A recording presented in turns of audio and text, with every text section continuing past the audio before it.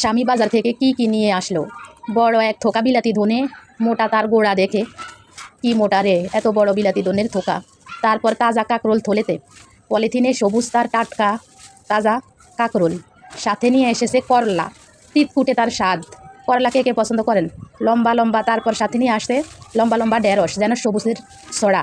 রান্না করলে হবে সুস্বাদু, মন ভরে যাবে গুঁড়া। ছোট ছোট। তারপর নিয়ে আসছে ছোট ছোট বাটা মাছ, রূপালি ঝলমলে। সাথে আছে বাটা মাছের সাথে আছে বাঙালি প্রিয় ইলিশ, গন্ধে মন ভরে যাবে। বাজারের থলেটা যেন আজ এক আনন্দের ডালি। কত সবজি আর মাছ, গৃহিণীর মন করে মতোয়ালি। এবার তবে রন্ধনশালায় শুরু হবে রান্নার ধুম।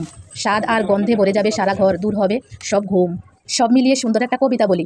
আমার স্বামী বাজার থেকে আনলো আজ এক থোকা বিলাতি ধনে, মোটা তার স্বাদ। সাথে ছিল কাকরোল আর তিতকুটে করলা, সবুজ ঢেঁড়স সাথে যেন সবুজের মেলা। বাটা মাছের সাথে ইলিশ, রসে ভরা থালি। বাজারের থলেতে যেন আনন্দের ডালি।